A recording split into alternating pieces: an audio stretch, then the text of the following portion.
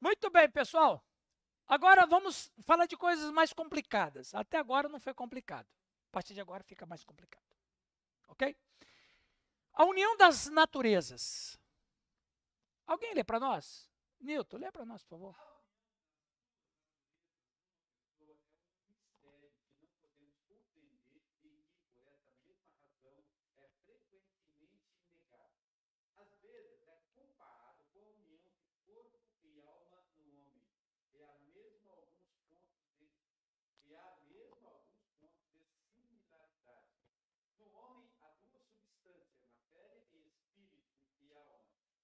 Não. Não tem alma ali, não. Viu, pessoal? Só um parênteses. Essa discussão de dicotomia e tricotomia, ela só vale para isso aqui, para academia. Porque no dia a dia, eu pelo menos imagino outra coisa, mas vamos dizer, parte material e imaterial. Agora, se você quiser dividir a imaterialidade em alma e espírito, fica à vontade. Mas vamos aqui, então veja, a união das duas naturezas numa pessoa só é um mistério. Não é possível a gente detectar, equacionar sobre isso. E graças a Deus que a gente não consegue chegar a uma conclusão lógica, racional sobre isso, porque senão o Cristo não seria Deus e Deus não seria Deus porque ele pode ser estudado. Inclusive, Lutero dizia que Deus tinha mais que ter misericórdia da igreja por chamar teologia coisas que se estuda sobre ele. Pode. Rapaz do céu. Depois dizem que lá da Igreja Batista não sai coisa boa, né? O infinito não pode caber no finito, né? Ok, então, vamos imaginar assim, gente, aqui o assunto não é tricotomia ou dicotomia, o assunto aqui é exatamente essa questão de natureza. Na verdade, alguém falou assim, Jesus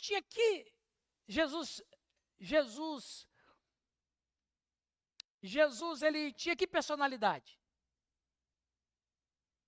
Nenhuma. Porque personalidade é algo para seres caídos. Porque toda personalidade tem pontos bons e pontos fracos. Então a gente não pode conceber um Cristo colérico ou um Cristo fleumático ou um Cristo. Então ele, dentro dessa perspectiva, ele era despersonalizado. Não que ele não fosse uma pessoa, mas que ele não tinha uma personalidade.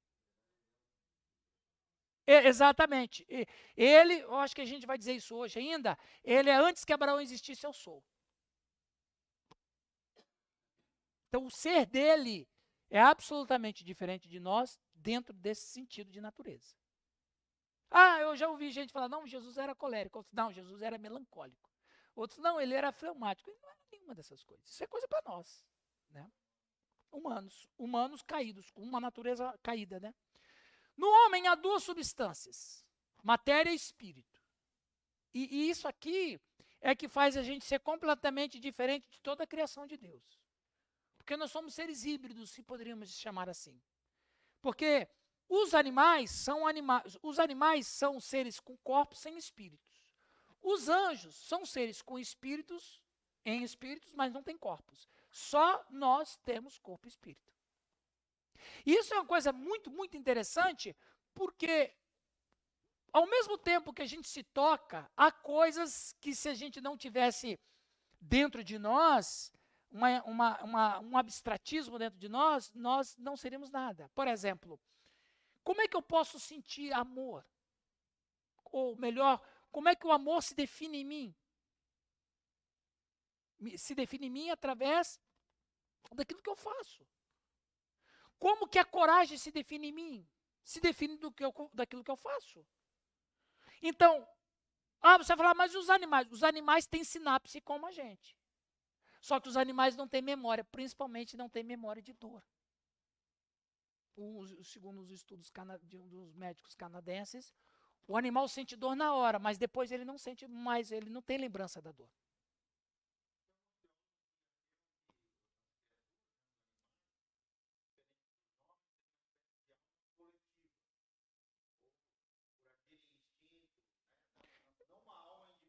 Sei. Mas a palavra alma já sugere um ser abstrato, né? Que eu, na minha opinião, acho que não cabe. Não cabe. Agora, ele tem sinapse, né? Instintiva. Isso, e essa questão instintiva não tem nada a ver com alma ou com coisa parecida. Tem a ver com aquilo que Deus os criou para isso. Mas só para a gente ter noção que nós somos completamente diferentes de tudo que está aqui presente. Então, dentro dessa perspectiva, então, nós temos matéria e espírito. Nós somos matéria e somos espírito. Intimamente unidas e, contudo, não misturadas. No homem, o princípio de unidade, a pessoa, não tem sua sede no corpo. E do corpo sobre a alma é um mistério. Assim também, a relação das duas naturezas de Cristo e suas influências recíprocas. Tudo que acontece no corpo e na alma é atribuído à pessoa. Por exemplo, quando a Kelly está extremamente feliz, ela chora. O que é o choro? Eu não estou falando de parte imaterial.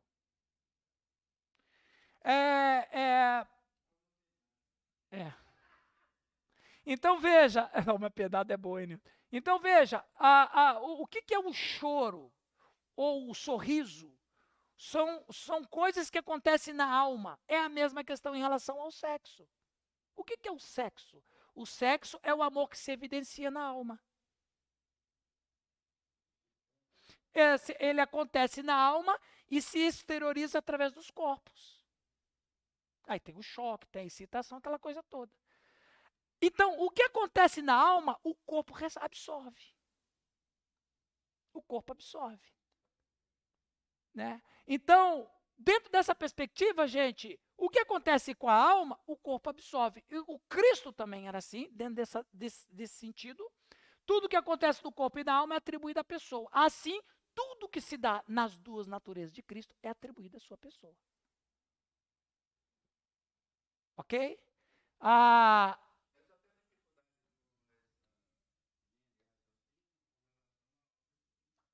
Não, mas vamos chegar lá, calma. Aquiete teu coração. Tá.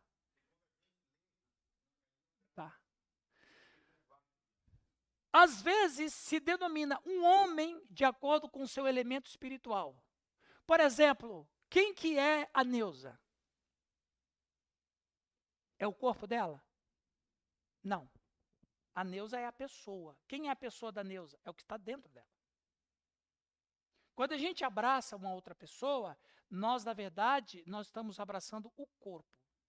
Porém, quando há relacionamento de afetividade, eu estou abraçando a alma. Mas quando a gente não tem laço afetivo e quando você abraça uma pessoa, é estranho, não é? É frio, porque você não está abraçando a alma da pessoa. Porque a pessoa é a alma. A persona em latim, não é? Chama-se persona.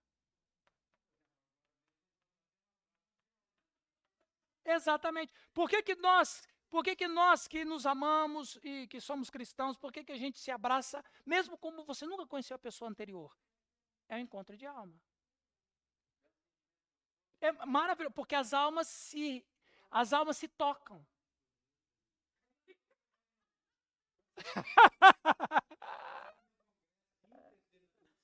Isso. Exata. Por quê? Porque as almas se conversam, se comunicam.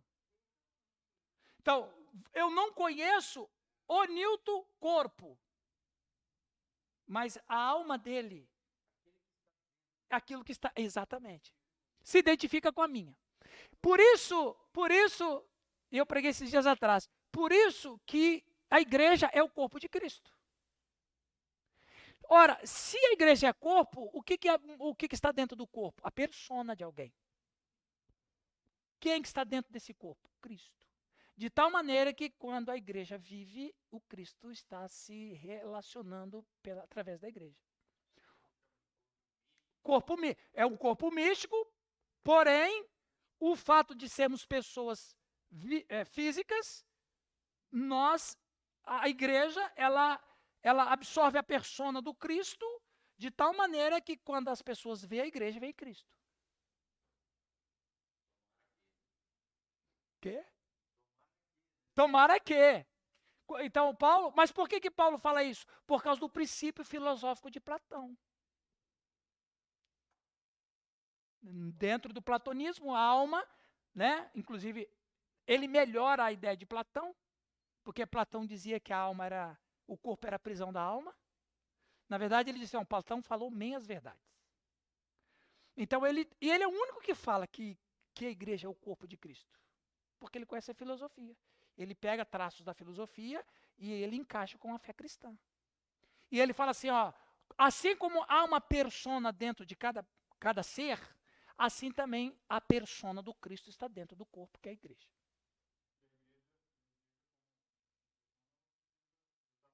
Exalar através do quê? Amor, perdão, graça, misericórdia, atos de misericórdia, comunhão. Por isso que uma igreja que não ama não é o corpo de Cristo.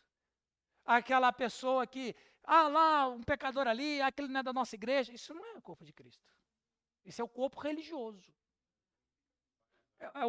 A religião rotula as pessoas. Se você não é da minha igreja, então você, né, está condenado. Mesma coisa.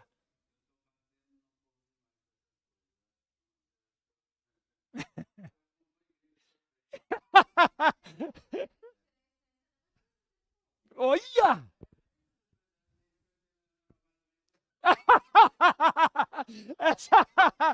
Esse, ok. Eu sou, Igreja Rio de Ana.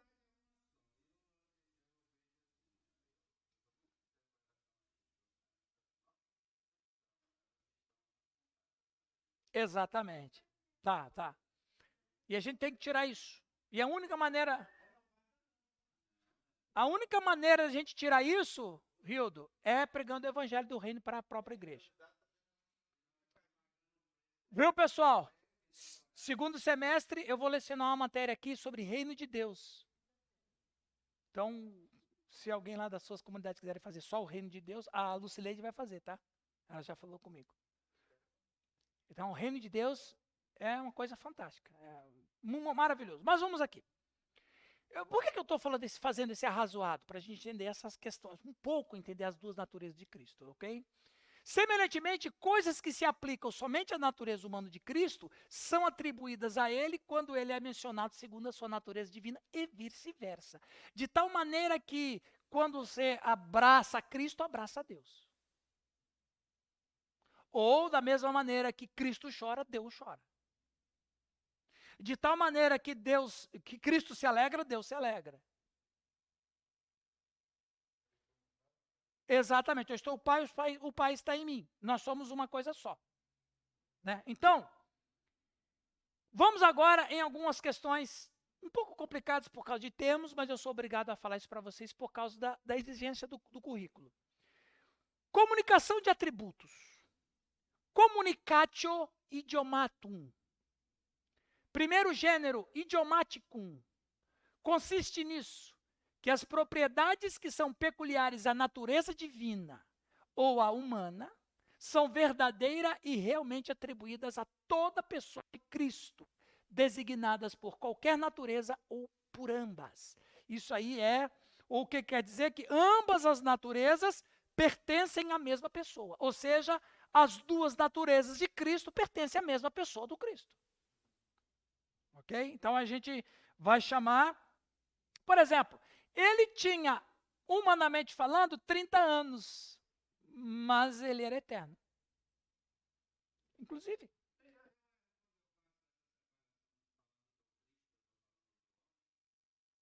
Como que você separa?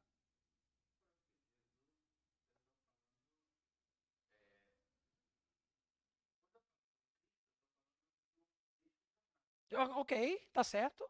A gente não pode dissociar o Cristo encarnado. Ele é um Deus encarnado. Olha o que Lutero falou sobre isso. Eu achei lindo. Falar em Lutero. Olha, viu? Se você lê o tratado de Lutero sobre família, você vai falar assim, Neuza, ele escreveu isso ano passado. O cara fala de como que o marido deve agir, como a esposa deve agir, fala de relação sexual. Ele, na época dele, só para você dar, o Lutero, ele foi um homem que viveu fora da sua época. Ele falou, rapaz, o tratado de Lutero sobre família é uma enciclopédia. Mas enfim, não quero falar disso. Mas eu quero falar dessa frase aqui. Obras selecionadas de Lutero. São 10. Mas, rapaz, são 10 enciclopédias, mas cada enciclopédia. Temos ali umas 3 ali, eu mostro para você, Giovanni. Olha aqui, pessoal. Agora a Neuza vai rir de felicidade com o que eu vou ler. Olha o que o Lutero disse sobre isso. Escreve Lutero a isso. Segundo o outro nascimento, o nascimento temporal, humano, também lhe foi dado o poder eterno de Deus. Todavia, no tempo, e não na eternidade. Porquanto a humanidade de Cristo não existiu desde a eternidade como a divindade. Porém, segundo se calcula e escreve, Jesus, o filho de Maria, conta este ano 1543 anos de idade. Todavia, a partir do momento em que a divindade e a humanidade se uniram numa só pessoa, o homem, filho de Maria, e chama-se Deus onipotente eterno, que tem poder eterno, e a tudo criou e mantém per communicatione, por isso é uma só pessoa com a divindade, e também verdadeiro Deus. O que Lutero está dizendo aqui? Ele quer dizer o seguinte, todos nós nascemos do nada, do zero. Quando o Cristo nasceu, ele já tinha uma existência. Aí, Hildo, isso que você está falando. Percebeu, José? Então, quando o José nasceu sem existência nenhuma. Quando o Cristo nasceu, ele já tinha existência. Por isso que ele diz, antes que Abraão existisse, a minha existência já era real. Então, o Cristo, quando ele chega aqui, ele não chega sem história, ele tem uma história. Ele não passou a existir, ele passou a existir na história, mas não passou a existir no universo. Sim?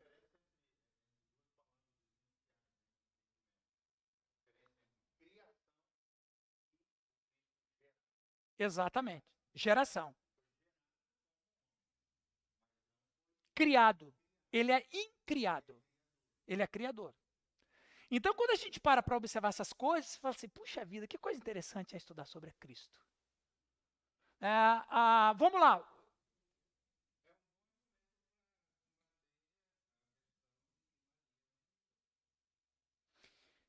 Na verdade, eu falei sobre o Teodocos aqui na última aula, não falei?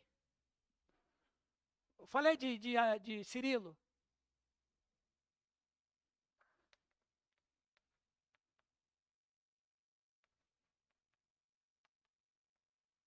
Teodocos.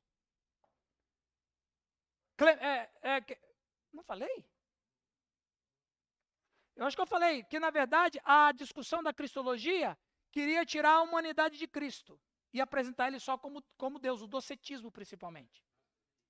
Aí o Cirilo, junto na sua disputa cristológica com, eu falo tanto dele agora, me deu um branco. É Cirilo e o Pelágio, né, nessa disputa. Não sei se era Pelágio, agora me fugiu o nome dele. Não, era um outro, mas tudo bem. Ele disse, não é Cristodocos, é Teodocos. Na verdade, o Teodocos não é que ele está exaltando Maria. O Teodocos, ele está exaltando a humanidade de Cristo. Só que a doutrina romana assume isso aqui para dizer que Deus tem mãe. Mas, na verdade, não é que Deus tem mãe, é que o Cristo teve mãe. E é isso aqui que ele quer exaltar. Não que Deus, a essência, tem mãe. Como se ela fosse superior a Deus. Não, não é não. Ela foi pervadida pelo Espírito Santo e ficou grávida. Ela gerou o filho humano. Mas esse filho humano que ocupou o ventre de Maria tem uma existência. Que é a diferença de qualquer um de nós aqui. A gente não tem uma pré-existência.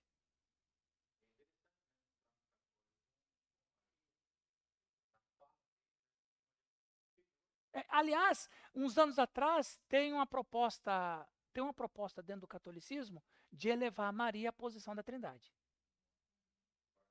Quarta pessoa da Trindade. Que daí não é mais Trindade, né? É um quadrado daí, né? Mas vamos aqui. Ok. 1 Coríntios 2,8. Jamais teriam crucificado o Senhor da glória. Parece um antagonismo aqui, Kelly.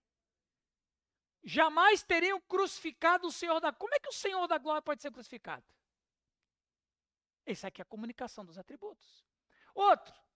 Mataste o autor da vida. Isso aqui é escandaloso. Como é que você pode matar o sujeito que criou a vida? Isso é escandaloso. Eu diria absurdo, né? Sabe qual é a origem da palavra absurdo? Vocês sabem? Tremendo. Do latim absurdum, que significa maravilhoso.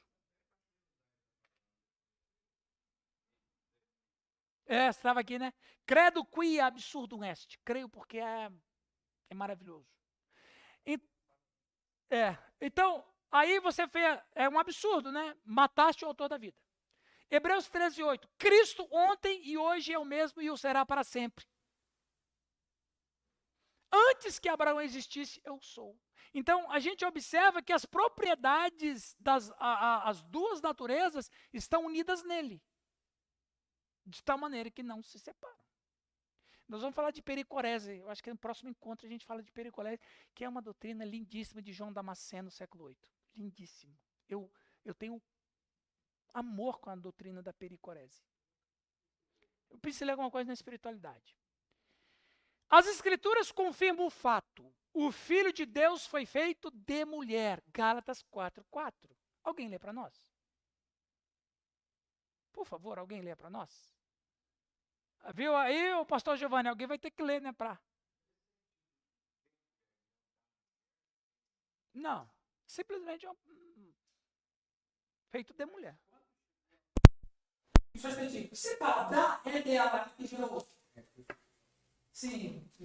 Mas quando chegou a plenitude do tempo, Deus enviou seu filho, nascido de mulher, nascido debaixo da lei. Isso. Na plenitude do tempo. Tem um detalhe interessante. Não sei se eu compartilhei com vocês, mas há um dado estatístico que nos 8.000 anos de história da civilização humana, até hoje, um serviço dos Estados Unidos de estatística calculando aqui e ali, que o mundo teve 107 bilhões de pessoas. É um dado. 107 bilhões de pessoas. Pasmem. Até o século I da era cristã, o mundo teve 300 milhões de pessoas. Ou seja, 98% da explosão populacional veio depois que Cristo veio. Eu acho isso interessante. E não só isso. Não somente houve explosão populacional depois que o Cristo nasce, como também toda a tecnologia veio nesses últimos 2.000 anos. Olha a influência do Cristo na história. Sem contar que a história já está dividida em antes de Cristo e depois de Cristo. Mas, Neuza, se você parar para pensar que 98% da população mundial, e esse site não é cristão, gente, é um site, é uma organização de estatística. Se esse site disse que 300 milhões de pessoas, ou 2% de tudo que já teve de ser humano na Terra, e você pensar que 98% veio depois do nascimento de Cristo, aí eu entendo Gálatas 4:4. Cristo veio na plenitude do tempo. No momento exato da história humana. Exatamente. Oi? 107. 106 bilhões, 697 milhões e alguns. Continuando. Então, as escrituras confirmam o fato, o Filho de Deus foi feito de mulher. Nasceu na plenitude do tempo. Padeceu e morreu. 1 Coríntios 2:8. E é precisamente por esse fato que Deus padeceu. Olha lá, Hildo. Viu? Só questionamento. E é precisamente por esse fato de que Deus padeceu e morreu por nós, que confere ao sangue de Cristo o poder para purificar pecados. Vamos ler 1 João 1:7? Olha que coisa interessante. Esse versículo vocês sabem de cor e salteado, mas agora a gente vai nos aprofundar um pouquinho nele. O que está dizendo lá?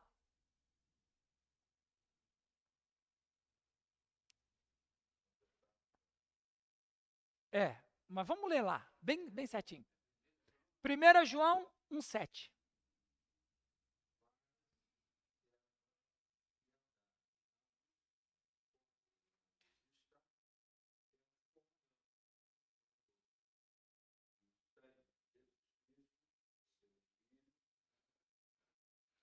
Nos purifica.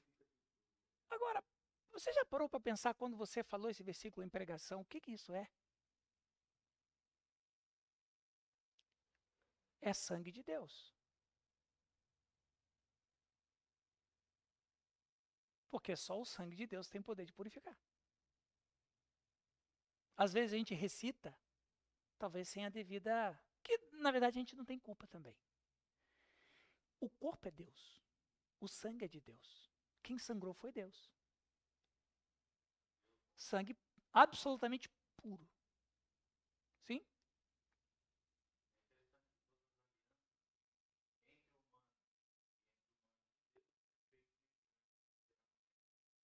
E um sangue impuro, né? Por isso que no Antigo Testamento, o sangue só espiava ou cobria, não resolvia nada. Tinha que ser um sangue puro. Não, ainda não. Calma que nós vamos chegar lá. Não.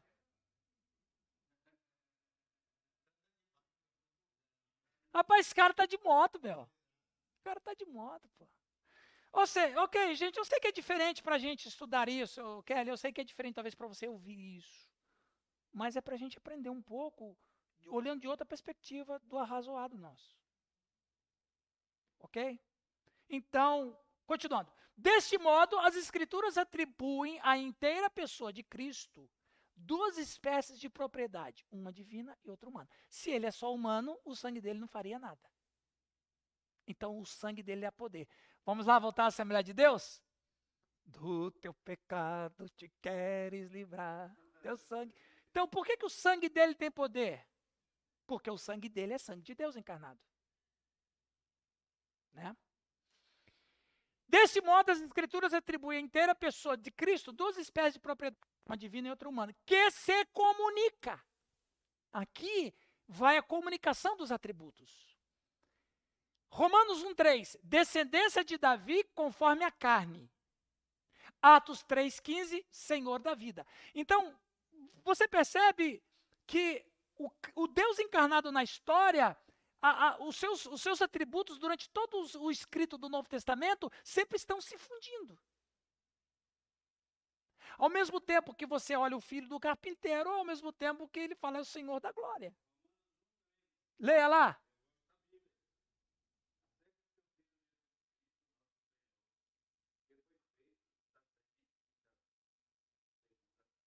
Uhum. Então, por isso, ele teve que ter um corpo humano. E ele tinha que ter uma família humana. E ele tinha que ter um registro civil para ser historificado. Se ele não tem nada disso, ele não está na história. E Deus, quem não está na história não existe.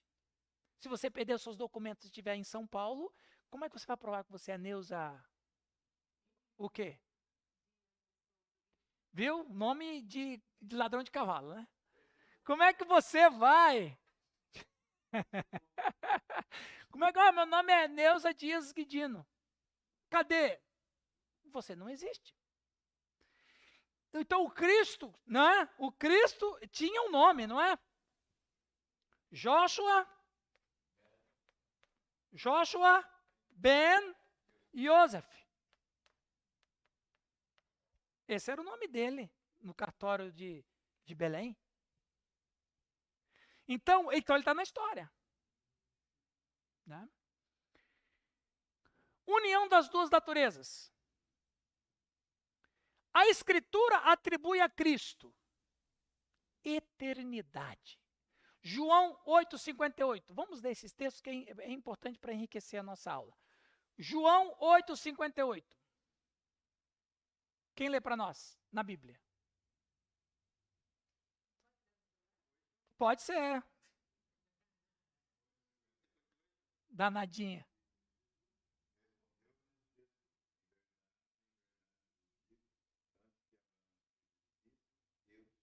Opa, antes que Abraão existisse, eu sou. Ou seja,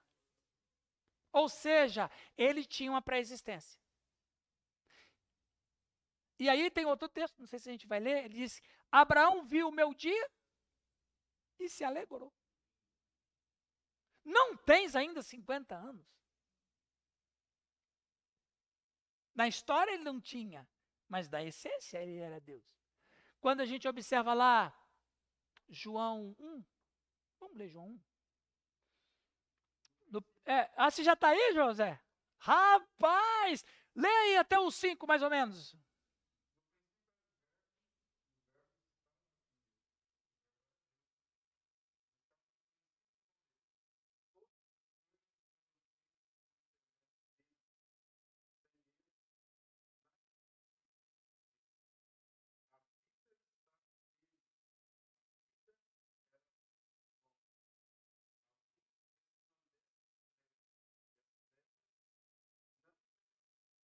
Veja bem, esse texto é tão interessante, porque de que maneira Cristo, vamos aqui, de que maneira Cristo criou? Veja que interessante. Em 1 João 1, 1 Pedro 1,18 diz que o Cordeiro de Deus foi morto antes da fundação do mundo. Então, Neuza, significa que foi feito um pacto. Foi feita uma reunião lá, antes que houvesse mundo e antes que houvesse tempo, na pericorese. Falar nisso, eu ouvi o testemunho daquele Uriel de Jesus, que ele foi arrebatado até o céu. E aí ele compartilhou que a Trindade chamou ele para uma reunião. Paz, que entendeu? O Pai, Filho e Espírito Santo queria ouvir a opinião dele. Sim. O José aqui foi fantástico. Então veja, se lá no passado foi feito um pacto, de que maneira então que as coisas vieram a existir? Em Cristo. E olha que coisa interessante. O universo só teve existência, ele só veio à existência porque a Trindade decidiu criar. E a Trindade decidiu criar, e na onisciência, sabendo que o ser que ele iria criar iria pecar, ainda assim a Trindade decidiu criar, porque a segunda pessoa da Trindade disse, quando eles caírem eu vou lá. Isso mais ou menos que eu faço a leitura de 1 Pedro 1,18. Se o Cordeiro de Deus foi morto antes da fundação do mundo, as pessoas falam, mas como é que pode ter morte antes que houvesse morte? Não, porque o João está falando como Pedro está falando como um observador. Na história. Hã? O que você não entendeu? O que você não entendeu? Tá. Se o Cordeiro de Deus, alguém pergunta, se o Cordeiro de Deus foi morto antes da fundação do mundo, como é que poderia ter morte antes que houvesse morte? Então, é a visão do Pedro como observador da história. Ele, como observador da história, ele já interpreta como aquilo como morte. Mas não, na verdade, que de fato Cristo morreu, mas o pacto feito foi considerado como uma morte. Exatamente. Exatamente, com o fato acontecido aqui. Então, agora eu pergunto assim, José, como é que Pedro sabia disso se Pedro não estava lá? Eu tenho uma prova. Com certeza foi uma das muitas coisas que o Cristo ensinou, dos quais João não relata. João relata que se fosse escrever tudo o que ele falou, não caberiam no mundo livros. Então, isso aí é uma informação que Pedro dá, que ninguém fala, os apóstolos não falam, os profetas não falam, os outros colegas dele não falam, mas que o Espírito Santo lembra que o Cristo falou isso um dia, porque só o Cristo poderia falar isso. Só quem esteve lá tem essa informação para dar. Olha que coisa fantástica. Por revelação. Então o Cristo chega para eles e fala, olha, gente, vocês não sabem, mas antes que houvesse tudo, já foi feito um acordo lá atrás. Mas o Velho Testamento não fala isso. O Velho Testamento aponta para o Messias, mas Pedro aponta para antes que houvesse mundo.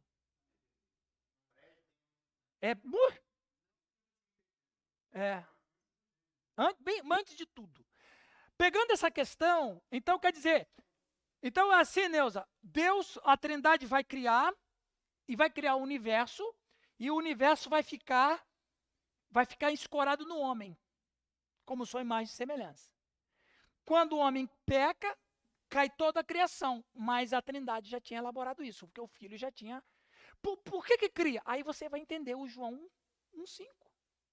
Todas as coisas foram criadas nele. Nele o quê? Na conta que ele falou que ele vai pagar. Ou seja, o mundo foi criado na conta do Cristo. Quer ver um outro versículo absurdo? Colossenses 1. Exatamente. Colossenses, aí a gente vai entendendo, Giovanni, as coisas com mais claridade, né? Colossenses 1.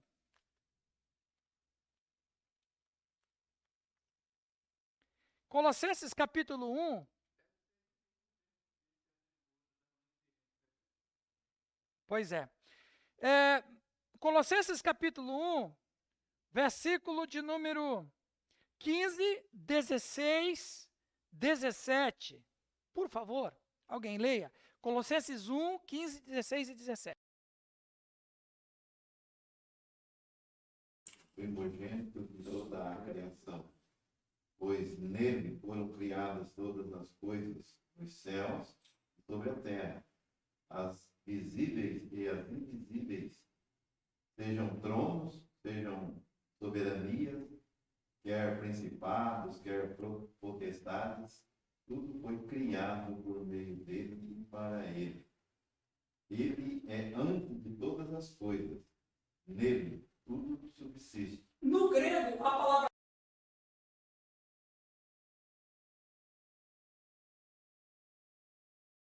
como uma pessoa segurando um objeto de maneira imovível.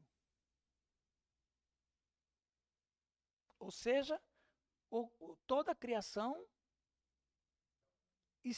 ele está segurando. Por quê?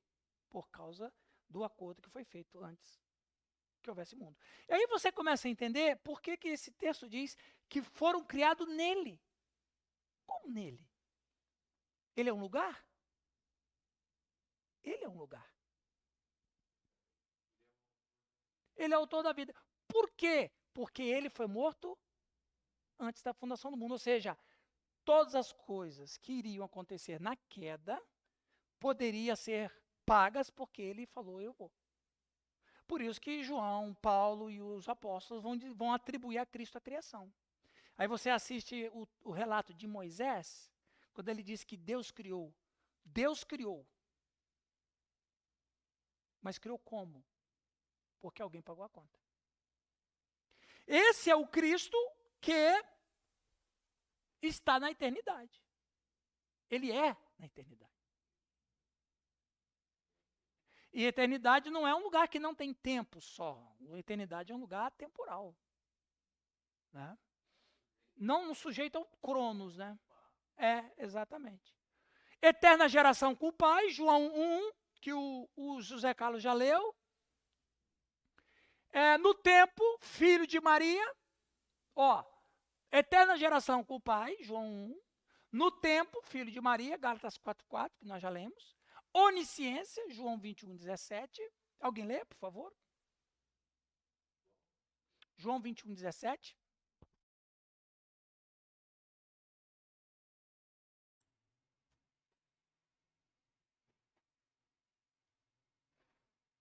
Meu Deus, meu celular vai explodir. Diz que terceira vez.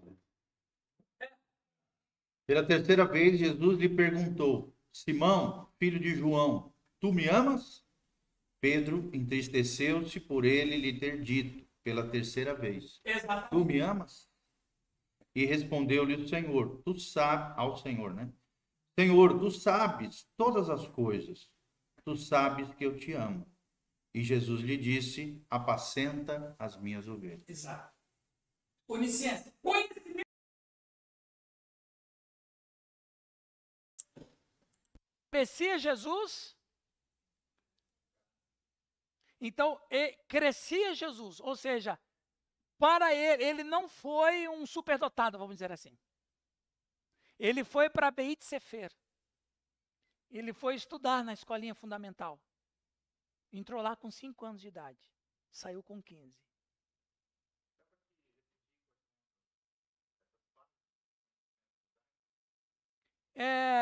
Dos 5 aos 15, as crianças, os meninos iam para Beit Sefer.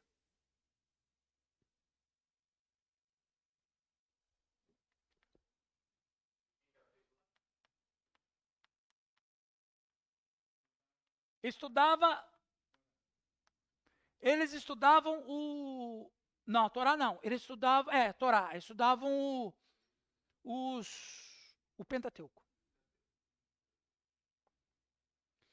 Terminou aos 15 anos de idade, então o rapaz, ele tinha 2 decisões, João.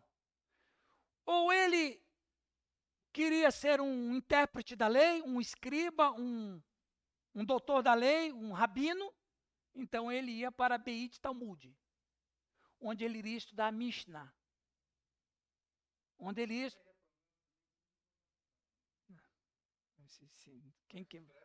Mishnah. Isso.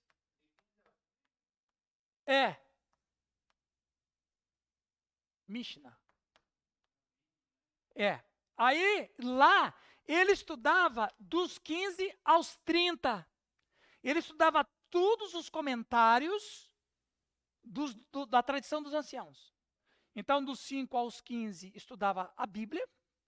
E dos 15 aos 30, ele estudava os comentários que haviam feito da lei e tudo mais.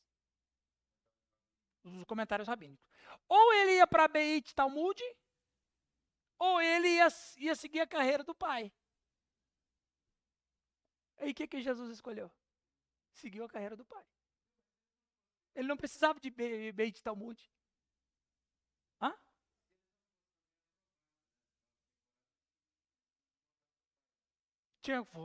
A vida tem que seguir, né? A vida tinha que seguir. Exatamente, a vida tinha que seguir. Eu tinha que andar com o rabino, no pó do rabino. Exatamente.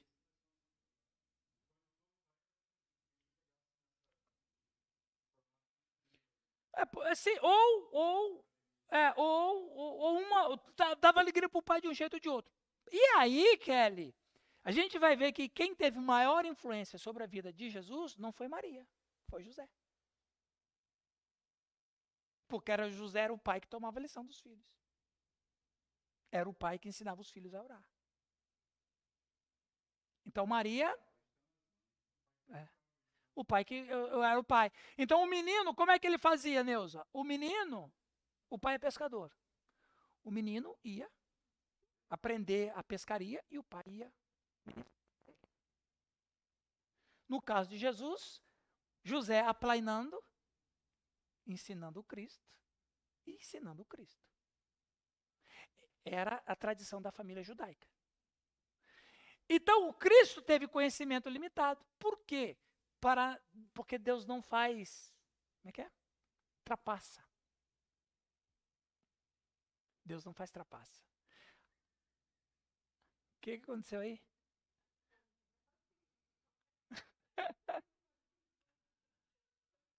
Ao mesmo tempo, a onipotência.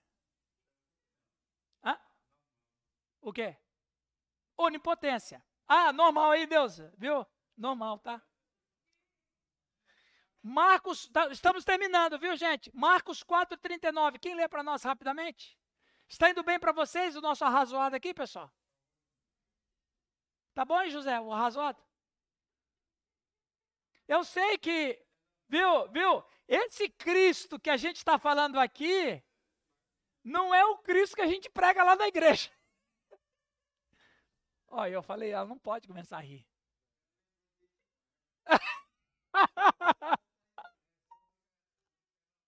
É normal, é normal. Com certeza.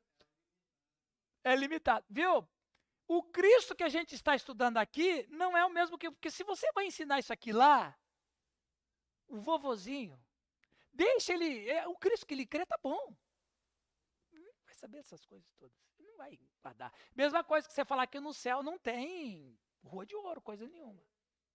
Chuva, quente de preferência, né? Onipotência. Quem lê para nós Marcos 4,39?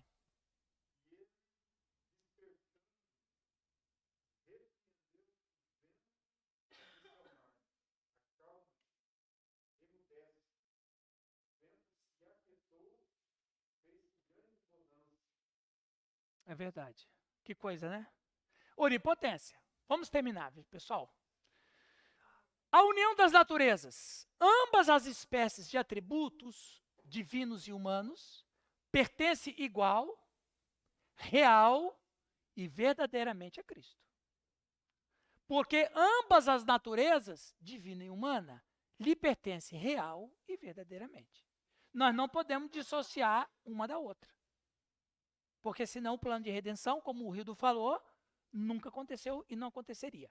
Segundo gênero, majestático. O que diz o gênero majestático? É o gênero pelo qual o Filho de Deus, por efeito de sua união pessoal, verdadeiramente comunica as propriedades de sua própria natureza divina à sua natureza humana, assumida para possessão, uso e designação. Assim, de nenhum modo, a majestade divina foi diminuída ou dividida, mas permanece intacta em ambas as naturezas. Então, nesse segundo gênero majestático, a majestade não abandonou o Cristo. A majestade continua sem nenhuma diminuição. Entre a majestade dele não ser usada é outra conversa. É outra história. Não é? E aí é que eu vejo como esse amor de Cristo é tão maravilhoso pelo fato de que ele, possuindo todo o poder, ainda assim não usou nada do poder dele. Que para nós, né? A união das duas naturezas. A Escritura afirma, esse aqui eu vou colocar no grupo depois, tá? Para vocês. A Escritura afirma que Cristo, segundo a sua natureza humana, recebeu no tempo onipotência divina. Toda autoridade, Mateus 28, 18, quando ele diz, toda autoridade o Pai me deu, poder para julgar, João 5, 27, poder para vivificar, Mateus 16, 27, consciência divina, Colossenses 1, 19 e 2, 9, eu quero ler esse Colossenses porque eu acho importante esse Colossenses aí. Colossenses 1, 19 e 2, 9, quem lê para nós, por favor?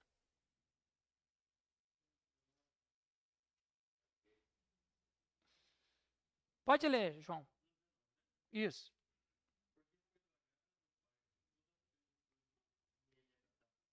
Isso. Aprove a Deus que nele residisse toda a plenitude. Isso aí. E 2,9, o que diz?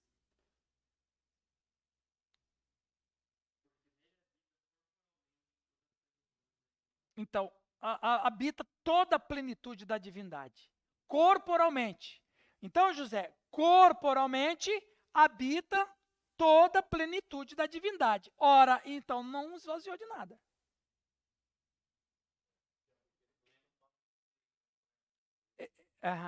Ele fala, faz parte da essência.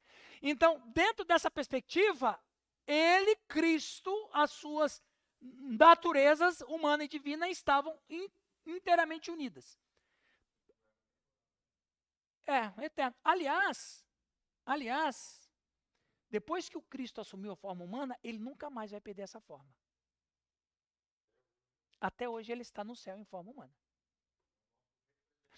Uma passagem sobre Lutero. Interessante. Lutero, na época da Reforma, muita luta espiritual, ele foi tentado pelo diabo. E o diabo apareceu para ele na forma do Cristo. E o Cristo que ele estava vendo durante as madrugadas, que foi durante a madrugada, ele dizia, Lutero, esquece isso. Né? Enfim, querendo dissuadi-lo de fazer a reforma. Aí ele falou assim, ó diabo, você não tem poder para me tentar. Primeiro, você só pode me tentar durante o dia. Porque agora é hora de eu dormir. O Senhor deu a noite para o descanso. E segundo, você não é o Cristo, porque o Cristo tem marcas nas mãos e você não tem. Então, o Cristo tem forma humana, até hoje. E nunca mais vai abrir mão disso aí. Tá? Uma vez homem. É bonito. Não vira não. Se você virar luterano, vai estragar a nossa turma. Fica aí. Fica batista.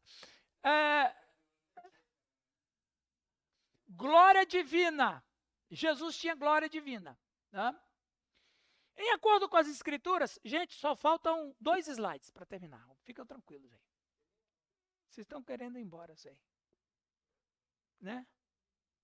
Estamos terminando. É verdade.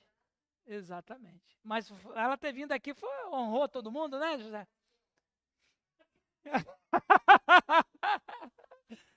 Em acordo com as escrituras, mantemos, portanto, que a natureza humana de Cristo, mediante união pessoal, entrou na posse de todos os atributos divinos no Logos por comunicação. Pelo que se refere à possessão, as propriedades divinas foram comunicadas à natureza humana ao mesmo tempo, na hora da concepção, de modo que o infante Jesus estava de posse da inteira majestade e glória divina. No entanto, no estado de humilhação, absteve completo uso da majestade que lhe foi atribuída. E a gente vai estar aqui no próximo encontro, quando a gente não sei se é no próximo, mas nos próximos, quando a gente falar sobre o estado de exaltação e o estado de humilhação. Cristo recebeu, portanto, um conhecimento duplo, a saber, o conhecimento divino infinito, que a natureza divina comunicou à natureza humana mediante união pessoal. E o conhecimento que a natureza humana possuía por natureza e por essência. Então, quer dizer, a natureza humana dele, que era como qualquer uma natureza humana, não caída, mas o homem, que comunicava com a natureza divina. É o que a gente não tem. A gente só tem uma. Né? Quando a pessoa converte a Cristo, a alma dele, ou a natureza dele continua caída, mas a alma dele está convertida. Então, o ser, como pessoa, é caído, mas a alma está redimida. O primeiro conhecimento é infinito, onisciência. O segundo conhecimento, finito, passivo de crescimento, Lucas 2,52. O conhecimento infinito divino foi comunicado à natureza humana de Cristo em Colossenses 2,3. Né? Que diz assim, em quem todos os tesouros da sabedoria e do conhecimento estão ocultos. Fala, Sidney.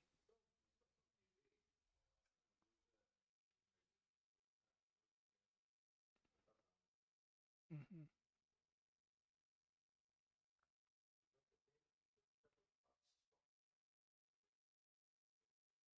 Uhum.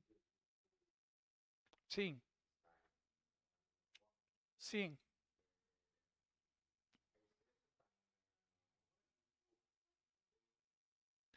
Só que o corpo vai ser ganho na volta de Cristo, quando houver a ressurreição dos mortos.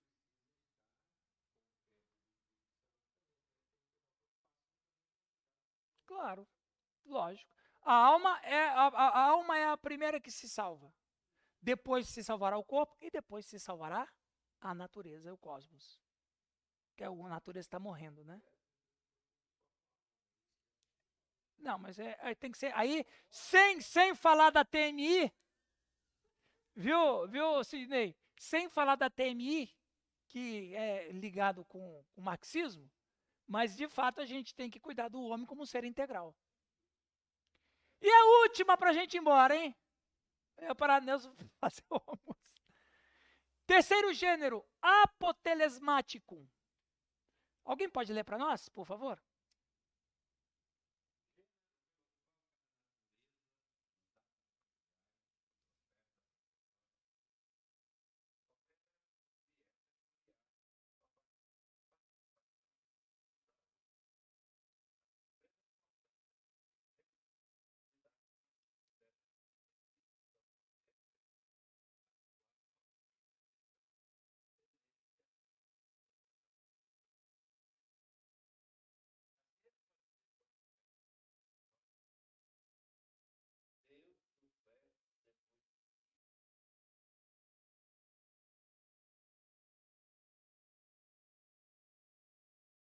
Exercer o seu poder divino por ela, nela e com ela.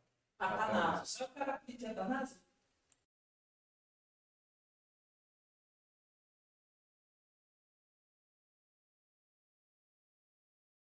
Isso é uma coisa muito interessante, linda, poética, romântica. Depois de unido ao homem, Deus o Verbo, depois de unido ao homem, ou seja, encarnado, opera milagres não separadamente da natureza humana. Não opera separado. Não existe duas coisas dentro de Cristo. Pelo contrário, aprove-lhe exercer o seu divino poder por ela, nela e com ela. Por exemplo, aqui, quando ele diz aqui,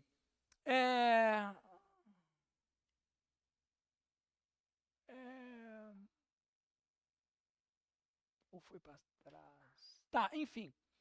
Por exemplo, a saliva do Cristo curava. É corpo. É fluido corporal. Tudo nele salvava. Saliva salvava. Curava. O sangue salvava. Curava. A veste dele. Mostrando que as duas naturezas são tão unidas e, de fato, esse gênero apotelesmático, que significa aquilo que se completa, por isso que tudo nele se completa, profeta, sacerdote e rei. Amém, meus irmãos? Andamos bem hoje, hein?